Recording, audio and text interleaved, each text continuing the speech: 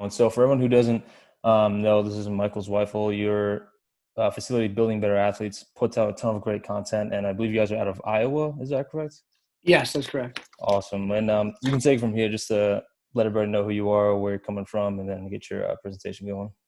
Okay. Yep. I'm not going to give a real big background. My name is Michael Zweifel. Yep. Own a private facility called Building Better Athletes. Also, actually work with 6 college teams, so I'm actually in both sectors to a certain degree. But that's about all I need to give you guys in my bio. What I want to talk about and get right into it, guys, is kind of an ecological approach to sport. So this is probably some of the things that you'll hear today, maybe some words or verbiage or lingo that you may be somewhat familiar with, but I want to give a little bit deeper dive into what that actually means and how that may be able to help you as a coach. As we move forward here, I want to make this as interactive as possible, most likely through the chat box. So I want this to, have a little bit of dialogue going on in that chat box, have you guys think about some things from maybe a different perspective, and just challenge some thoughts. So right off the bat, I'm going to start with that. Okay. So, go ahead and put in the chat box if you feel comfortable, but what is the role of the S&C or performance coach, or kind of how do you describe the role? If maybe a family member's asking or get an elevator pitch, how do you guys describe your role as the strength conditioning or performance coach or whatever your role is? How would you describe it? I'll give everyone about 30 seconds. Like I said, feel free to put that in the chat box. And you guys kind of look through people's answers and just, see what people are saying.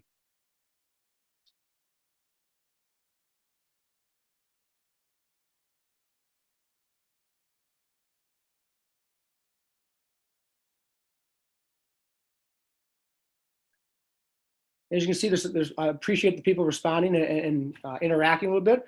There's gonna be a number of these opportunities throughout, so I appreciate that. And again, I think it's good for everybody just to see some of the responses, what people are putting in. Secondly, what do you want your athletes to gain from working with you? What do you want them to attain or want them to take away from working with you? It could be things like you want them to add a certain amount of weight to a lift, a certain amount of inches to a vertical jump, drop them on a certain amount of speed on their 40-yard dash, whatever it may be. What do you want your athletes, be as general as possible, what do you want your athletes to take away or gain from their exposure or experience working with you?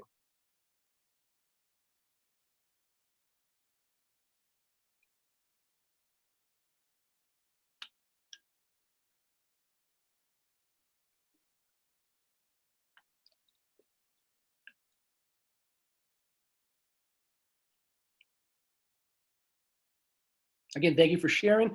Last one of this initial bunch here. What comes to mind when you see or hear the following words? An ecological approach, perception action, self-organization, problem-solving constraints, attunement, affordances.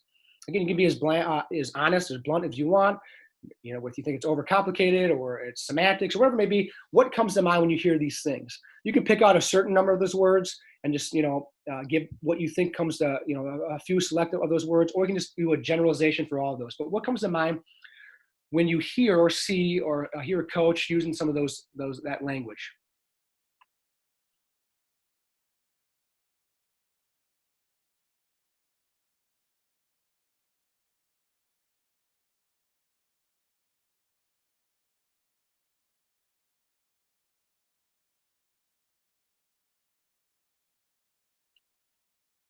And please keep sharing as we go on here. If you don't have time, or if you're a little behind on answering these questions, but we're just going to move along for obviously a time constraint.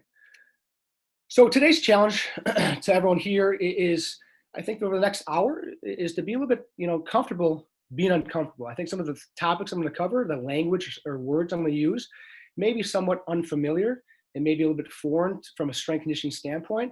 I may be asking you guys to think about things from a different perspective, but I want you guys to just be comfortable being somewhat uncomfortable and not knowing the answers or not knowing quite some of the language that may be used. I want you guys to take off your S&C hat for an hour here, okay? Or maybe just shift it a little bit, and you'll see what I'm talking about as we go on. And then finally, today's challenge, maybe hopefully shifting some people's perspective of what the role of a coach is and what maybe you see yourself as from a coach's perspective and role. So again, the topic was kind of an ecological approach, And I kind of want to start with a little photo here and picture here. So if we go back and put our S&C hat back on for a minute, most strength conditioning coaches, when they see a picture like this, what they'll probably take away some things would be like, hey, this is why we squat, right? We're hitting different positions and angles and postures that look like a squat, hence why we squat, to have that strength transfer to the field. You might be looking at it from a kinetic standpoint, that these are certain ground reaction forces, ground contact times, different impulses that are going in the ground in order to have these athletes be successful. You may be looking at it from a biomechanical standpoint. We're going to work on these positions, postures, these techniques for change of direction, because obviously it's being applied in the field. So again, today's goal would be this: take off that S&C hat for a second and think about more of an ecological or environmental approach. And that is, we put the soccer ball back in play, and all of a sudden now that whole picture changes. Look at the eyes of each athlete. Look at what they're perceiving. That information, that simple addition of the soccer ball now kind of demonstrates what is guiding that athlete's movement and behavior. The insertion of that soccer ball, as you can see clearly by the athlete's attention and intention, is what guiding these positions, these postures, these shapes, these kinetics and kinematics. And so an ecological approach is just saying is this: we have to study the environment as much, if not more so, than as much as we study the athlete, the individual athletes. And so the general talk today will be surrounding ecological dynamics, something you may or may not be familiar with. But it's basically comprised of two previous forms of study and science, would be a dynamical systems theory, which I'm sure most of you guys have heard, and ecological psychology. So dynamic system theory, all right? All this is it basically it describes how complex systems, how movement and behavior emerges from complex systems. And three things that, dynamic system theory basically theorize is this: that behavior is self-organizing, it's a multi-component, and it evolves or emerges over various time scales. And those are three really important words. First and foremost being self-organization. This is maybe a word, again, it was included earlier on, but it's very misunderstood, I think, from a coaching perspective, coaching science, in that self-organization is literally happening all of the time. All of us sitting in this room are self-organizing every day, all the time. All it is, self-organization is describing how behavior is emerging from the product of various interacting components or constraints, and these interactions tend to be context dependent. And I will get into more of this in a second here. Secondly, we know this, like looking at injuries. I know people try to pin injuries on a certain aspect, but we know that behavior, movement is really multi-component. It's complex. There's a lot of different factors and components that are deriving and affecting and influencing behavior, movement, and all the results of that. And finally, it is time scales, meaning that there are different rates of learning. That some people will pick up things quickly, some take longer. I have a 5-month-old daughter, and just as we're going through these different time scales of when they should be hitting certain landmarks, anybody that has a child knows that a kid could start crawling from as young as 5 months to 11 months. That is a huge time scale, huge different rates and differences in terms of how young babies are picking up and advancing their movement and their behaviors. So we try to fit everyone into this clean progression box, but the reality is that all of our athletes are going to pick up things at different time rates. And so I'm going to call into question some of these progressions that all coaches have, whether it be progressions in the weight room or progressions on the field, because they don't really hit any of our athletes in the individual stylistic. So why is it not letting me go here? So we're going to talk about self-organization. Again, a word that is kind of butchered by a lot of coaches. Self-organization is happening all the time in all different components. Here are birds flocking together. Do you think these birds are communicating somehow, are speaking, or they were coached into fly in these formations? No, these birds are self-organizing their behavior and their movement in response to the information from the environment. Weather patterns are self-organizing. You've heard of the butterfly effect. That is a self-organizing effect of how multiple complex systems organize based on interaction with each other. So self-organization is happening all the time in all of our athletes, whether we like it or not. And so some of the key takeaways from a dynamical systems theory is, again, self-organization is this: you as the coach, I'm sorry to break it to you, you do not know what is best for your athlete. You do not know what movements, what behaviors, what actions will best fit all of your athletes. And so get that out of your head. You do not know that. One of the key things I hated as an athlete, I played football, it was on a Sunday watching film, is that my position coach, after I caught a pass, would tell me, you should have made this cut or made this movement or made this action. Well, he can do that on a Sunday in slow motion from a 360 degrees. He could tell me I should have done this and should have done that and should have done this. But the reality was he could see what I couldn't see, and he could slow it down the day after, but he could never feel what I felt in that moment, in that time, in my eyes, in my shoes. So you do not know what is best. And secondly, there is no singular best way to perform a certain task. Think about a simple task as swinging a baseball bat, something that's fairly repeatable. Think about the best hitters in the major leagues. They all swing in different manners and different strategies, and they have different approaches to how they organize their movement and behavior. So let's be clear. You do not know as the coach what is the best movement or action or outcome for your athletes. So get that out of your head. We're trying to facilitate in athletes' ownership of that organization in kind of coupling or mutuality to the environment and to the information. Secondly, movement and behavior is complex. There's no easy way around that. We are in a day and age where everyone wants to, say the KISS simple, keep it simple, stupid. Everyone wants to simplify things. But the reality is sports, movement, behavior, movement, action, they are complex topics. If you are simplifying them to a certain extent, you are doing them a disservice. We have to appreciate and accept the complexity of sport, of movement, of behavior. Lastly, athletes learn at different rates. Understand this. There are no such thing as certain progressions that all of our athletes have to go through. All my freshmen have to do ground zero or base work zero, whatever it is they call it. Like, that's the dumbest shit I've ever heard. Athletes learn at different rates. Individualized to your athletes. Ecological psychology. That's the other kind of branch that ecological dynamics comes from. And this is an informational-based theory and approach. This is by J.J. Gibson. This is back in the mid-'70s when J.J. Gibson came up with ecological psychology. And this is basically a theory that the organism and the environment are interacting based off of information from that environment and the affordances or opportunities for action that are afforded within that environment. This is where things like perception-action coupling, information-action coupling come into play, meaning that the information from the environment is what guides and shapes emergent movement behavior. And when we decouple or we take away that information, that movement is not the same, and nor will it transfer or be obtained by your athletes if that movement or that information is removed. So again, we look at this picture here, and many coaches say, we're gonna work on these positions, that shin angle. We're gonna work on this type of movement strategy. We're gonna do like a cut step. We're gonna cut outside your base of support. We're gonna lean our shoulders away. So we're gonna take this photograph and we're gonna work on these positions with my athletes, because clearly a successful athlete is using this movement strategy. Now, I don't think this video actually works. Nope, it's not gonna work in this one. But you kind of get the gist of this picture here is that as this play unfolds, what you'd see is that the movement, the information, the affordances from this picture is what actually leads to this movement outcome.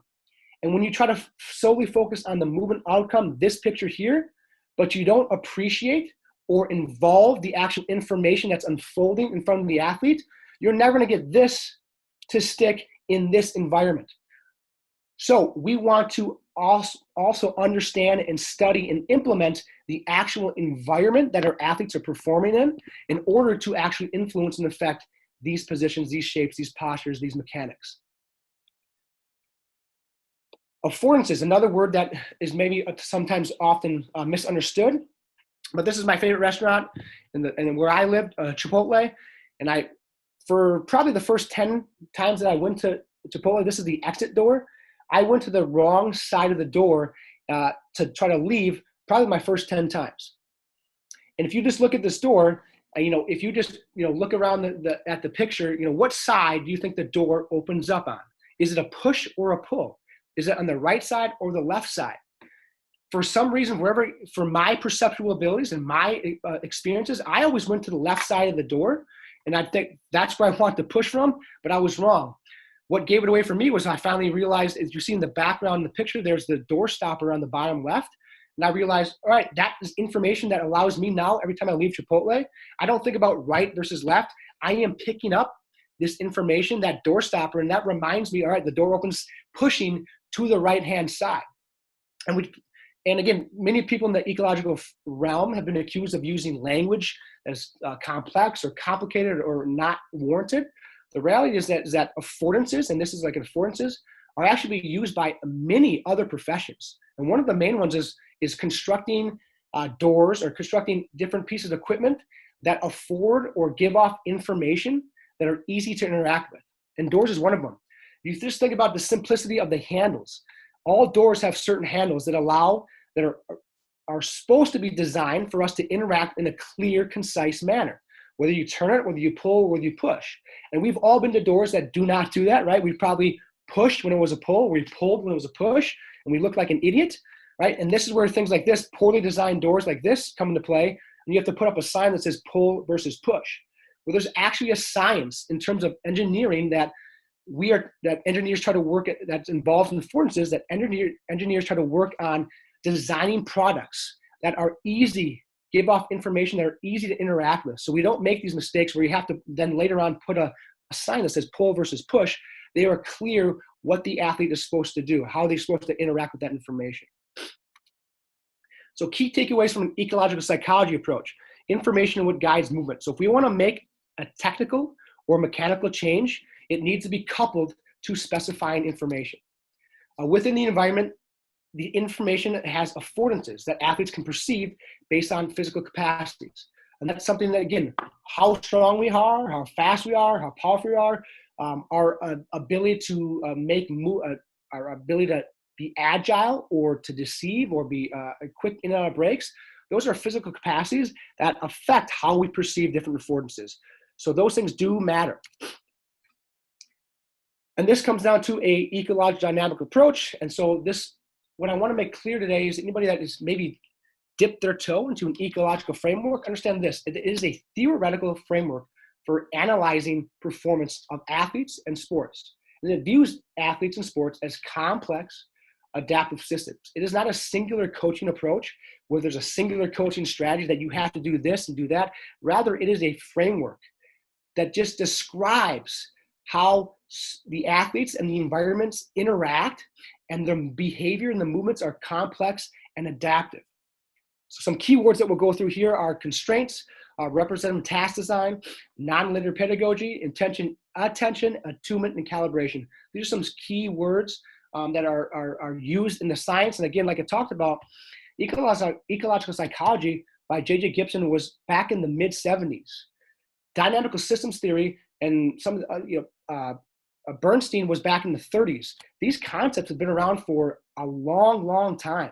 And so these words are not something that coaches or some people in the ecological realm are just making up. These are the words that have been used in the literature for decades after decades. And so these are not made up words. They have clear, distinct definitions that allow us, again, to change our lens and how we view sport. So a constraints-led approach, or constraints, you can see on the left-hand side there, the triangle, that's a constraints triangle. This was by Carl Newell. Basically a constraints-led approach kind of underpins ecological dynamics. And meaning this is that you have the environment, the organism, and the task, and they interact with the information that leads to movement, and it goes to a movement goal. So constraints, if you look about the bottom left there, the environment. Environmental constraints are things like playing surface, are things like lighting, things like weather, so the warmth, the coldness, the wind, the rain, the playing surface, the crowd noise. Those are all environmental constraints. These are a little bit harder to manipulate from a coaching standpoint. We can get our athletes on different surfaces, but we can't necessarily adjust the lighting outside or the temperature or the wind or the rain. But if you think about it, coaches have been doing things like this, trying to manipulate environmental constraints because they know how it changes movement and changes action for many years. If you think about an away team playing on the road in a very hostile environment or a loud environment, what do coaches do during practice that week? They'll pump noise, they'll pump music, they'll pump fake crowd noise during their practices over the speaker system to get the athletes to interact with that constraint, with that noise, because it is going to adjust and manipulate their behavior. Think about if you play soccer or you coach soccer or football, and you have an away game and you're playing an opponent that has a grass field. I guarantee your coaches during the week are going to try to get your athletes to find a grass field to expose their athletes to, because they know that grass versus turf, that environmental constraint changes movement behavior and movement action. So people for many years, whether they know it or not, have been manipulating constraints from an environmental standpoint. From an organismic standpoint, that's where strength coaches typically see themselves. The organism, each individual, you as a coach or an athlete playing in that environment, have certain constraints. Your anthropometrics, your height, your weight, your strength, your speed, your past injury history, your soreness, your fatigue, all those are individual constraints that our athletes have to adjust, adapt, and be dexterous with throughout the course of a game. Think about first quarter to fourth quarter. The athlete that you're working with, the athlete that's interacting in that environment, is a completely different athlete based on fatigue, based on maybe they took a hit and their shoulder's sore. They have to adapt their movement behavior from their organismic constraints.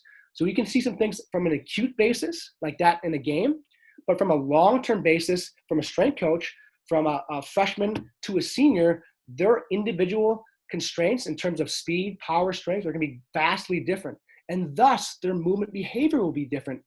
And they'll have to adapt as they go on throughout their playing career. And the last one is task. And I'll show this next slide here. That's the one we can manipulate the most. And ways to manipulate task constraints. These are what I think about. I think about it like a DJ almost, where you can kind of slide this scale up and down. Slide the scale of space, time, players, rules, equipment. You can make it a little bit more complex or kind of dull down or reduce the complexity of it. So think about like space and time. You give more space, you're going to give the athlete more speed, probably more complexity. You're going to introduce them to more forces and more fatigue because of space.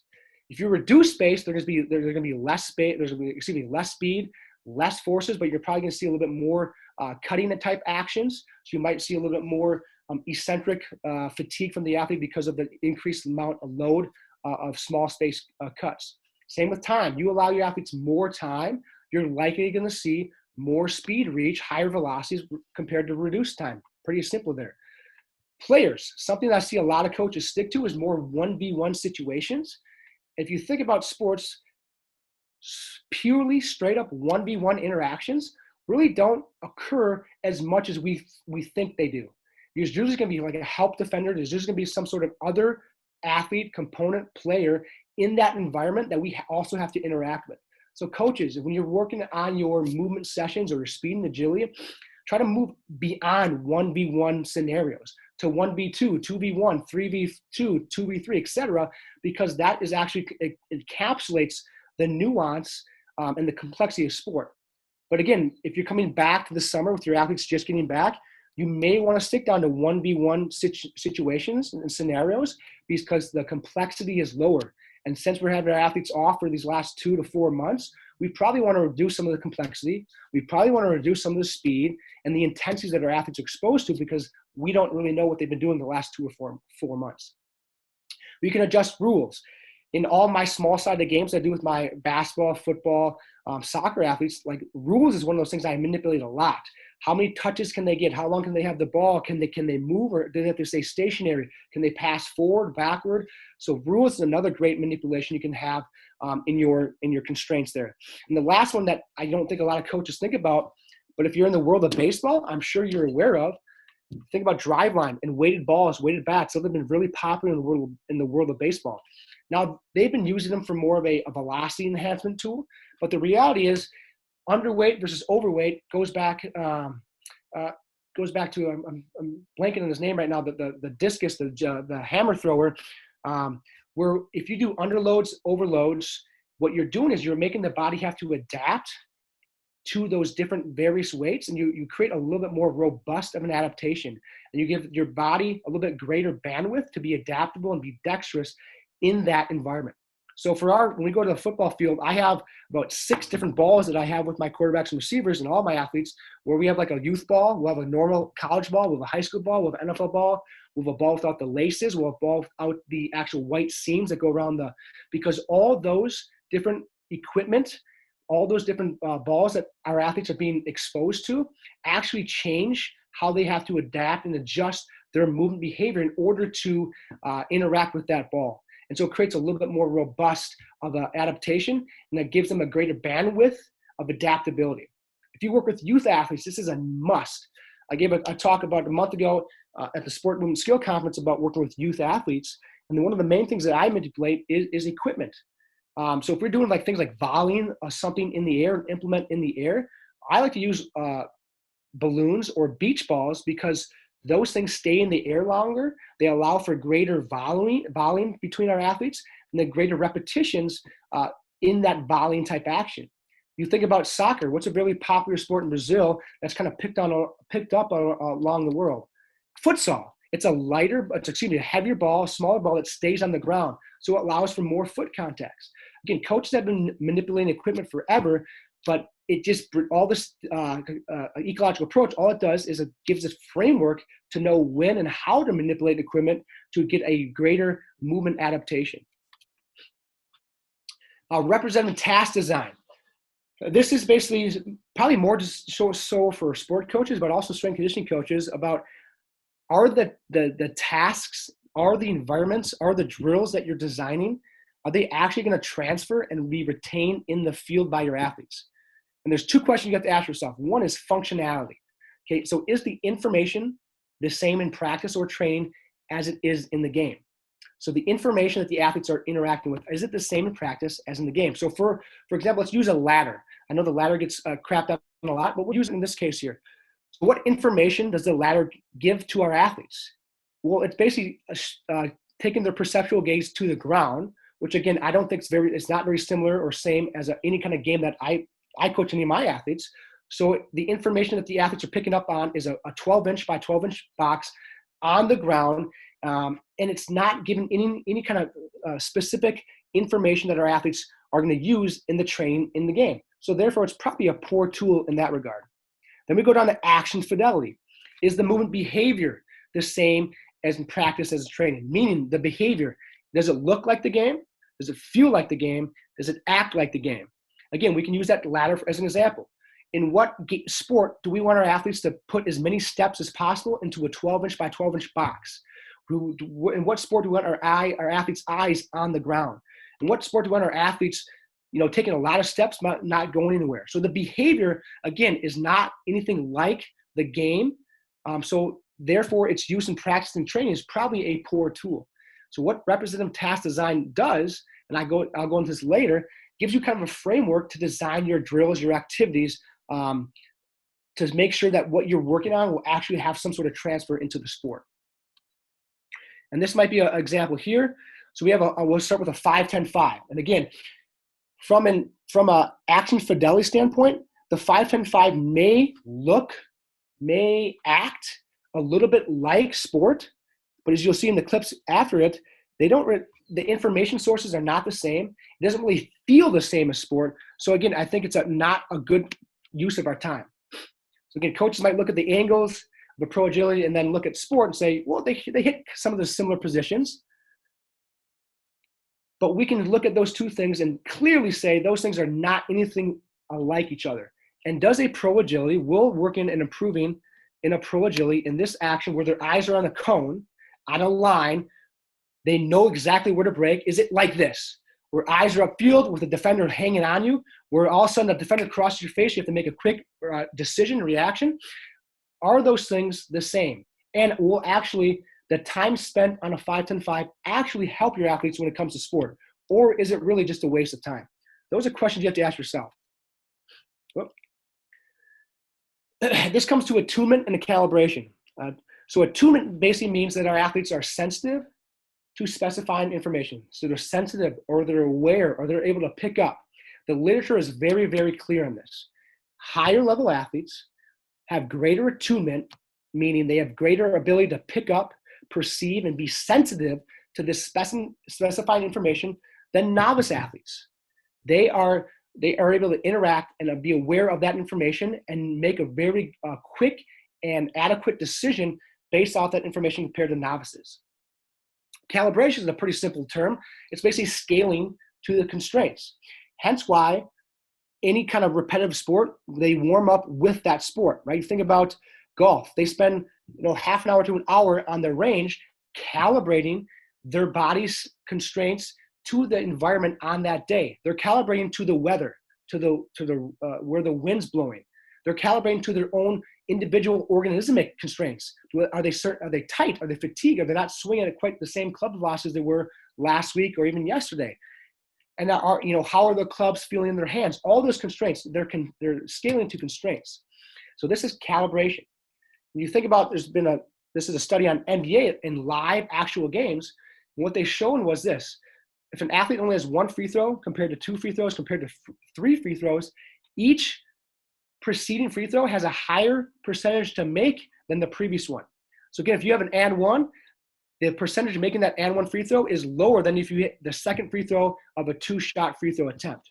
Why? It's pretty simple. The athletes are calibrating those free throws, to the previous attempts, and they're making adjustments and they're scaling to those constraints. That's called calibration. And this is why I think I talk about the warm-up here. I think we should see as warm-ups as more of a calibration process. We'll talk about two other things I see it as, rather than just to increase body temperature, to increase the CNS, increase blood flow, et cetera, things like that. The last thing to think about is movement in sport is a search process, okay? Learning, skill acquisition is a search process. And in that process is the athletes connecting to information, attunement, then coupling and organizing their movement and the behavior to that information, calibration, and that is the basis of skill movement. The athletes that are best at doing that are the best athletes. So when we think about this, I think we have to think less from a physical standpoint. You can see that obviously Jonathan Taylor here is flexing. We think about the strength and physical capacity of athletes. We have to enhance that. But then we think about the complexity of the game, this picture. But we understand that what's in front of the athlete, what they're perceiving, what they're seeing is what's actually driving and allowing them to put those physical capacities in motion when they get to their sport. So understand, just appreciate, all I want you today is understand, I think I appreciate the physical capacities, getting stronger, getting more powerful, getting faster.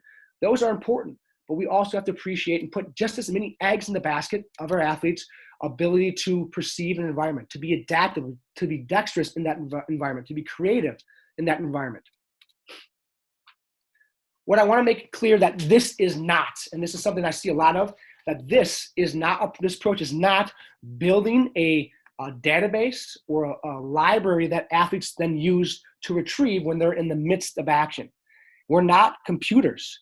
We don't all of a sudden get in the middle of a play and see something and then go, beep, beep, beep, beep, beep. I got to pull from this database or library in my brain. I'm going to pull out this simple solution that I used 2 years ago, and I'm going to apply it right now. We're not computers. We are attuning and being sensitive to information, and we're coupling that information with our action. So it is not pulling or building a database or library of movement actions or solutions that we want our athletes to retrieve in the heat of the moment. Human beings do not work like that. It's not a computational type of process. Again, we are not viewing learning as a stage-like process. Again, that expertise is gained or characterized by the gradual increase in movement solution database library again, and the reduction of the need for attention to produce these movement solutions. This is not what it is. It is about being more attuned to the environment and the information. What this is not about studying movement, but also studying what caused that movement. Okay, so not just studying the athlete, but also the environment.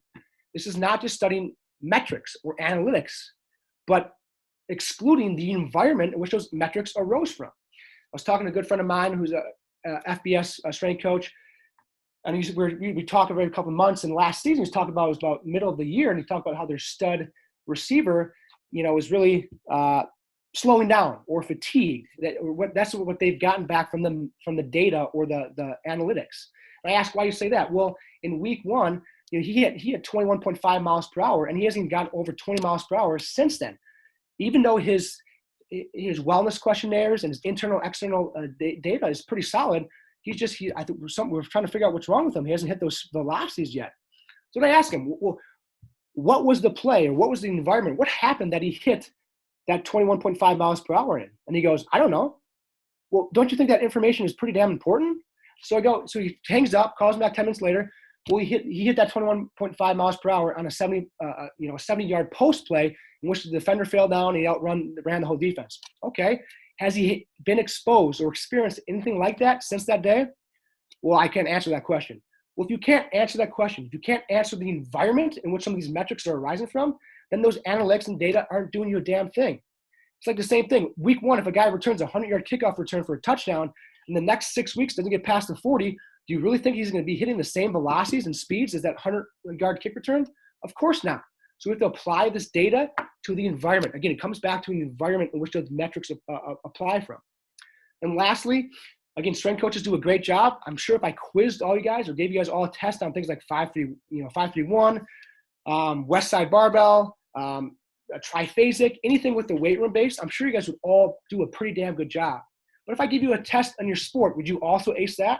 For any coaches out here that coach football, do you know what an underfront versus overfront is?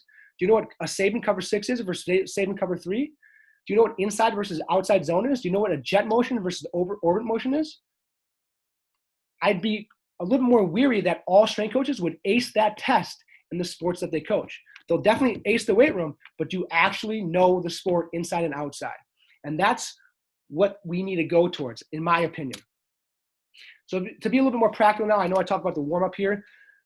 So again, should we view the warm-up as a general or the same thing every day, just to raise body temperature, to increase kind of the readiness of the tissues, increase range of motion, kind of ramp up the central nervous system? Or can we see the warm-up as a chance to initiate the learning process and initiate that calibration process that I talked about earlier? Can we do that? If I have a specific team, so if I'm working with specifically basketball or football or track athletes, our warm-up looks and feels and acts like the sport. We're not getting in lines and doing world's greatest stretch and then inchworms and knee hugs and butt kickers. Our warm-up is the sport. We're just doing it at slower speeds, less complexity for our athletes to calibrate to that information. If I work in the private sector where most of our sessions are anywhere from 6 to 12 athletes, and they could be from 6 to 12 different sports. In that process, obviously I don't have a sport specific warm-up for them. My goal is to explore and exploit.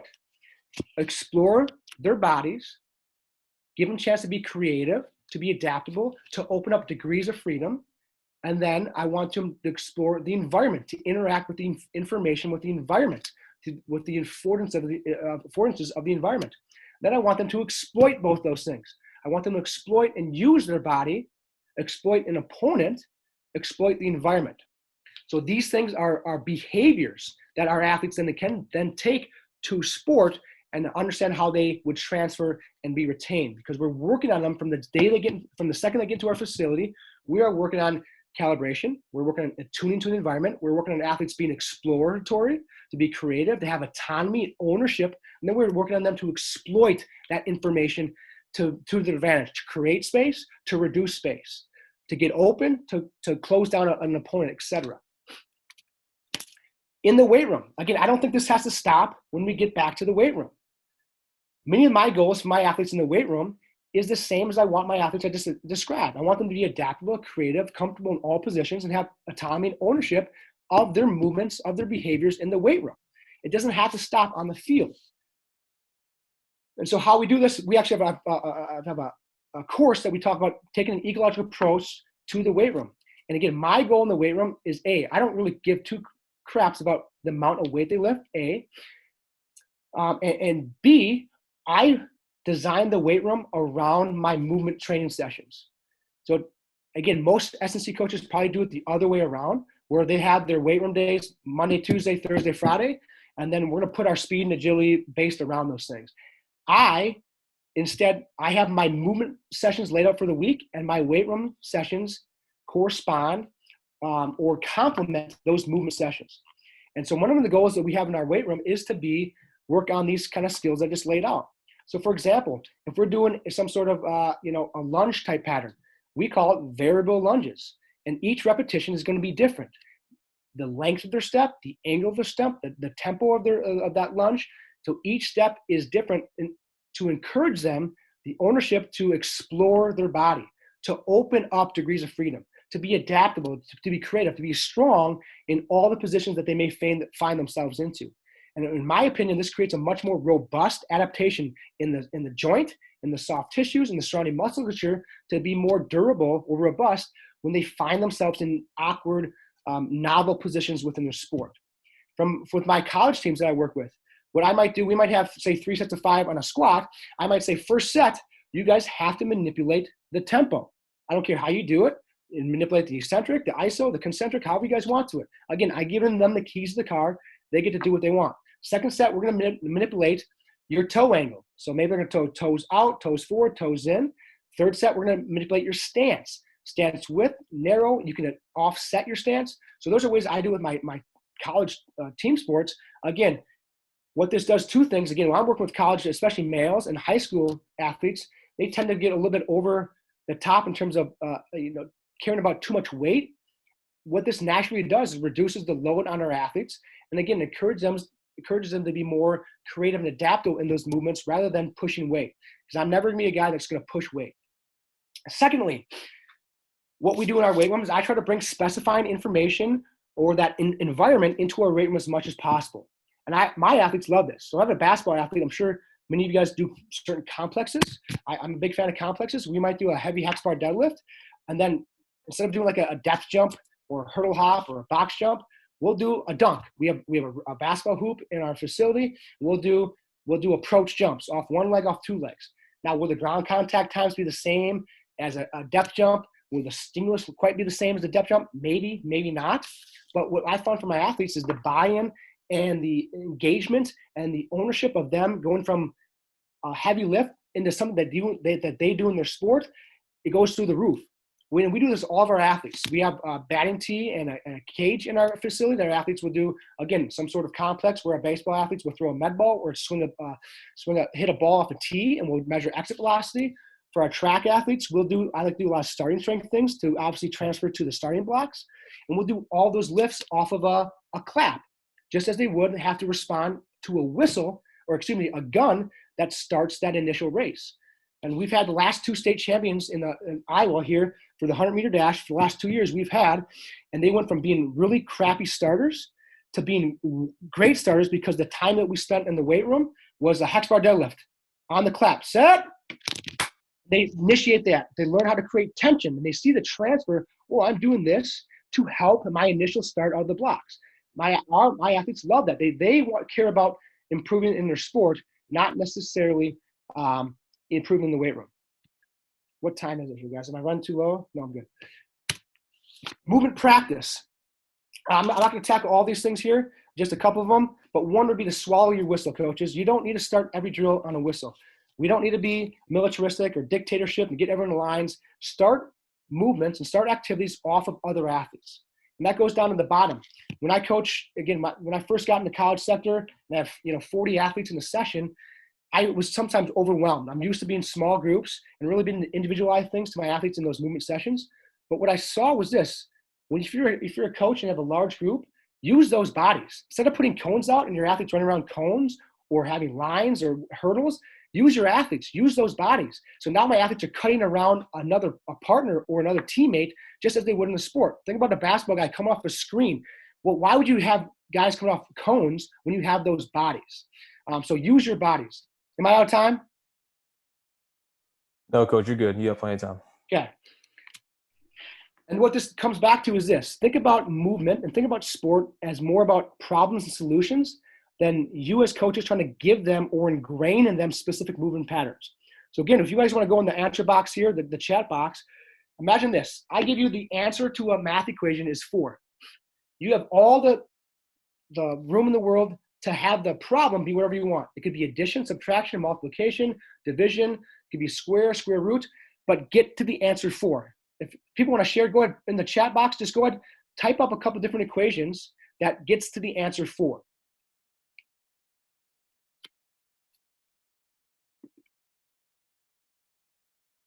And as people are typing in, what you'll see is that I'm not looking at the chat right now, but I'm sure all the problems are different. Just in sport, if I want to get by a defender, there's infinite amount of ways I can get by them. I don't have to have it as a coach prescribe that this is the singular way you have to use your body and your movement to get by a defender. Same as, again, we talked about baseball. The 10 best hitters in baseball, they all have vastly different movement patterns. The solution is the same: hit the ball, get on base. But how they attack that solution, how they approach it, is vastly different. So think about building problems and letting your athletes solve those problems organically and authentically, rather than you trying to give them solutions to the problems that you think they'll face in sport. And what comes back whenever I say that, coaches are always talking about, well, what technique? We got to work technique. They got to have a technical baseline before we can do that. And the reality is this: there's, again, I said it earlier, there's no such thing as ideal technique. There's certain biomechanical truths that our athletes have to hit. But again, I always laugh about this change direction. If you want to change direction, what are you going to do? Of course, you got to plant your foot outside of your base of support. Otherwise, literally, you can't. Basic physics will tell you you can't change direction. So do we really have to work on that? The angle, the speed, the information in front of me will dictate how aggressive or how wide or the angle that I have to cut. So do we have to work that? Do we teach our toddlers how to crawl, how to walk? No, they organize based off of all the surrounding constraints. Again, research is pointing to this. There's no such thing as an ideal movement success. And Rob Gray, kind of what I just said, there's no ideal technique. Athletes need to find their own optimal movement solutions. Again, just look at some of the positions that the athletes find themselves in sport. Do you think you're really going to train all these different actions and techniques that the athletes will be exposed to? Do you think working on a 90-degree cut will somehow prepare Barry Sanders up here in the top right for a 90-degree cut? And here's some other ones. When you think about sport, for those that played sport, for me, again, being a receiver, what I wanted to do as a receiver was literally get the defensive back out of position. I want to make them look dumb. Barry Sanders, on his top 100 players of all time, they talked about, what were you trying to do? He said, I was trying to make everybody miss. I wanted to make people look as dumb as possible. That was his intention. So what's this get to? Sports aren't pretty. The literal goal of sports is to get the other person or other team out of position, whether it be via tactics or via our movement solutions. So again, this is Sophia Niphias, who is a great researcher in the world of agility.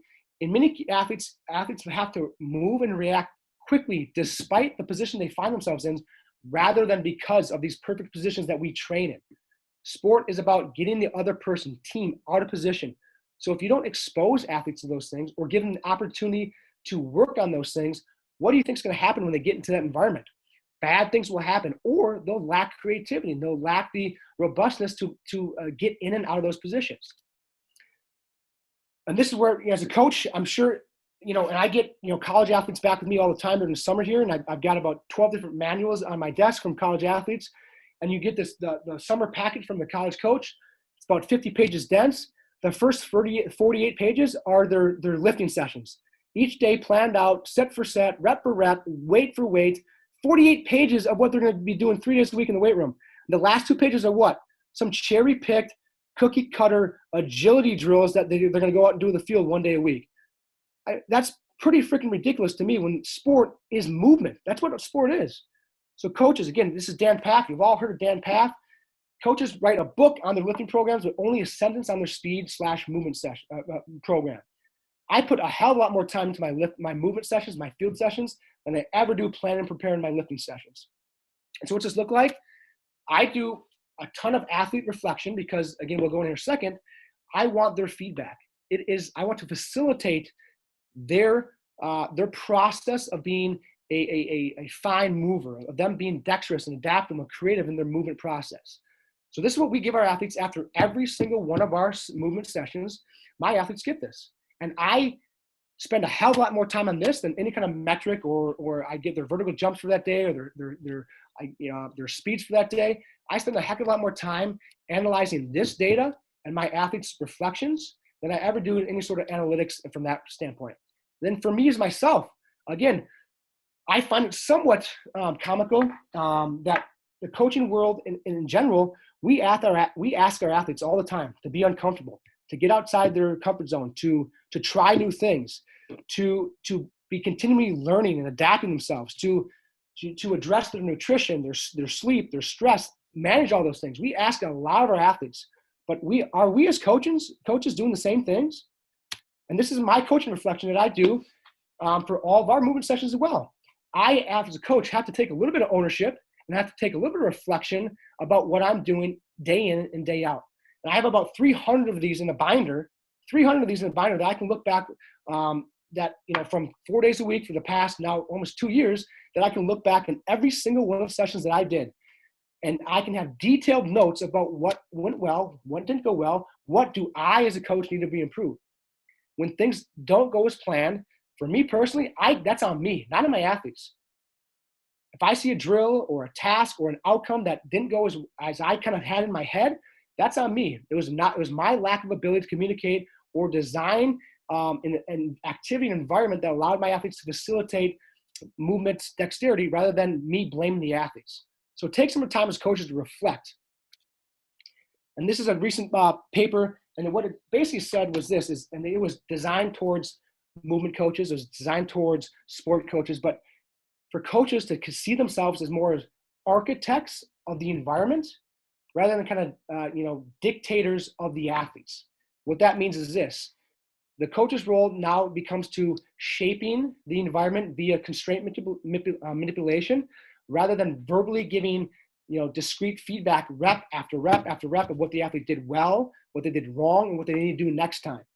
So think about yourself as being an architect rather than a kind of a dictator in terms of every single rep. You're giving feedback about what they did and what they did or didn't do well. So again, it comes back to, as a coach, I facilitate, I don't really dictate. I suggest things. I don't tell them to do things. It is a partnership, not a dictatorship. At the end of the day, this is about them, about their performance on the field, not me, me being a dictator about what they have to do on the field. Again, I talked about earlier, manipulation of constraints rather than just verbal feedback. When feedback is given, though, I ask leading questions. What did you see? What did you feel? What, if you could do it over again, what would you do differently? Those type of leading questions to get athletes to introspect themselves and, again, allow them to guide and facilitate their search process within the environment. If I am telling them or suggesting them to do things, it is to guide intention and attention. So again, guiding intention. It might be make this person miss. Guide them to have a certain outcome on the opponent or the environment rather than telling them exactly what to do and letting them kind of solve that problem via your intention. And then you can direct their intention. This goes back to, I might tell them where to look, but not what to see. Keep your eyes on the belly button, see what kind of feedback that gives you.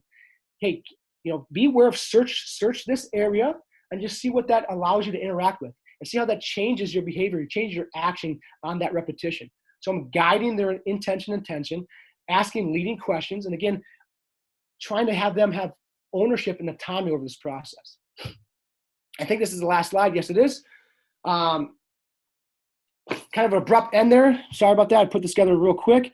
But here's some of my favorite resources I think would do really good for all strength conditioning coaches, all sport coaches, all movement coaches to kind of dive into. The top left there, Constraints-Led Approach book. One of in my mind, probably the best book that I've read in the last 5 years for not only a theoretical underpinning background, but also for actual practical application. Emergence is a company that I'm part of. We work on this movement education and consultation. Top right, if you've never listened to Rob Gray podcast, I think it's the best podcast there is, Perception After Podcast. Then you have at the bottom here 3 research papers that I think really do a good job of getting coaches to understand the kind of ecological or kind of a more of a global approach to performance. That's all I had for you guys today. Like I said, feel free now or later. Here's my email. You guys can text me, call me. I'm not a private person. I don't have any secrets. You can call me, text me. That's my handle, I think, on Instagram and Twitter. Even though I'm spending less and less time on those things. Website. So if there's any questions, I got some time here. Feel free to shoot them away. But if you don't want to ask right now, here's my contact info. Don't be shy. Reach out to me, and I'll hopefully get back to you. That's all I had. Thanks, guys. That was great, Coach. Do you have time to answer some questions? There's actually some in the chat right now. Yes, I do. I do have some time. Okay, well, I got one pretty good one right here. It's would you favor more autonomy to a more highly trained athlete compared to a novice athlete? Obviously, it depends on the situation, but yes and no. It depends on how long I've worked with the athletes, my experience with the athletes. But yeah, I for my advanced elite athletes, my professional athletes, I give them a lot of autonomy, a ton. Now for my youth athletes, if it's their first time meeting them, whether it be professional and or youth, I'm gonna handcuff them maybe just a little bit until I get to know them. Then I'll start to open those things up. But still, with our young novice athletes, we give them a heck of a lot of autonomy. Just for example, this morning for our youth session, for the first half an hour, I just tell them we're going to build an obstacle course and you guys are going to do whatever you want. And I sat back and let them build whatever they wanted. So even for young athletes, I'm not afraid to give them the keys to the car and have them construct environments or activities or drills that they 100% take ownership for. Now, going back to that question, to be honest with you, again, it's hard to, without a specific, example of how much freedom I would give. I'm actually a huge proponent of giving our athletes more and more autonomy and ownership, because I think too many young athletes that I've seen they have their creativity killed. They have their ownership and understanding of themselves killed by young coaches that dictate and command every little thing they do, or parents that do those things instead of letting my athletes have free play. It's for me, it's very disheartening when I have young athletes 8 through 12 years old come in and like I said, our environment is very much, hey, you do what you want here. I'm just going to guide and make sure you're not doing anything stupid or dangerous. But athletes, when I ask athletes to do that, young kids, and they don't have they're not like, all right, let's go. And their creativity is killed because well, you're supposed to tell me what I'm supposed to do. Because for 6, 8 years, their parents, their coaches have been telling their teachers have been telling them every little thing that they have to do from minute to minute. And for me, that's really a terrible thing. So I actually, in many cases, give more freedom to my young athletes compared to my experienced athletes, because I don't want to kill that creativity when they're young. I want to harness it and have them, understand that is one of the most powerful things that you guys have as a young athlete is your creativity, and you're kind of not seeing it in this box, the ability to get out of that box. And I don't want to kill that. And so in many cases, I'm actually less restrictive to young athletes than to old athletes. That's awesome. I know that there's a lot of interns here that are either working currently in the private sector right now or want to. So one question I'd have is what are the differences that you see being in the private sector compared to a university setting? And specifically, since you work with some university teams, what kind of things are different that you experience rather than being actually affiliated with the university? Yeah, that's a great question. Hopefully I can take this. It's somewhat useful. I'm still up in the air. I'm 30, just turned 32. Been doing this for about 10 years. About which one I like personally better, I can tell you this 100%. From my ability to put together the best product possible, the private sector is hands down better than the public. 100%. My ability to put together a program, a global program for my athletes, that's one of the reasons I stay in the private sector despite all its cons, is that I think it has a much better training process than that in the public. I'm in the public where, my college teams, I'm restricted by my head strength coach. I'm restricted by my sport coaches. I'm restricted by facilities. I'm restricted by usually an hour. All you guys in the high school, college realm, you probably have an hour time frame to work with your athletes. You're restricted NCAA 8 hours a week or 6 hours a week, whatever it is. On Saturday, my football guys, 15 guys, we're on the field. We had a session from 12 o'clock till 4:30, 4.5 hours. I brought them in. We have lunch. We have a little more of a community type thing. We started lunch and film for an hour and a half. And we went to the field for 2.5 hours. You never be able to do that in the public sector. That being said, private sector, you're working with a lot of different range of athletes. In a given day, I'm working with a 6-year-old to a 60-year-old, a kid that can't walk and chew bubblegum to an NFL All-Pro. We're on, boys, girls, every different sport. So it's that part can be hard. And you're working all day. We've been going for 4 weeks, and my hours are 5 a.m. till 8 p.m., 5 days a week, plus Saturdays and Sundays. There's no PTO. You don't have vacation. If someone takes a dump in the toilet and clogs the toilet, guess what? Guess who's cleaning it? That's right, me. Who's washing the floors, vacuuming the floors for an hour after every session every night? You have maintenance staffs that are doing that in the public sector. There's a lot of things in the private sector. For some reason, gets a bad rap. Everyone picks in the private sector because we highlight what we do. Sometimes they use gimmicks. We charge for our services. It's kind of ridiculous, but the amount of time and effort that we put in our athletes in the private, far exceeds what I ever did in the public. Now, that being said, If you have a family and you want weekends off and you want certain periods of the year where you have time off, like the month of May for all NCAA coaches is basically off. For my athletes from mid-December to mid-January, I'm off. I send them a program and they're back at home during the Christmas break. Same with summer break.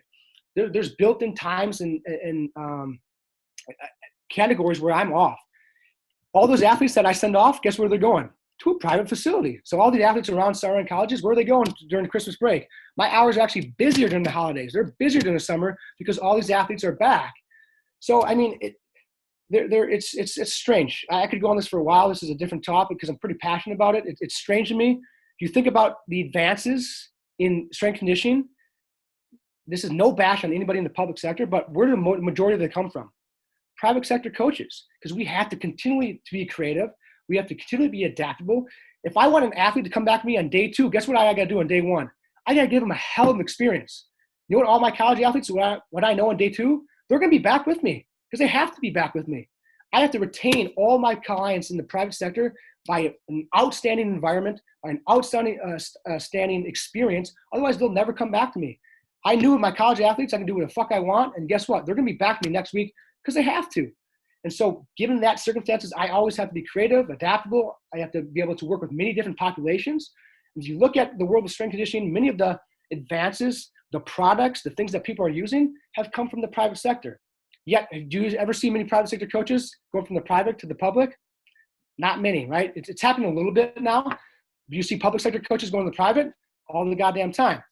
It's just strange to me. And it's, for me, again, I might be a little bit bitter in this and coming off as a sour, but if I applied for a job at a college institution, a 24-year-old GA that has no coaching experience would get that job over me, having 10 years of experience, coaching professional athletes to youth athletes for 10 years, running my own program, my own interns, doing all the things that you have to do in the private sector.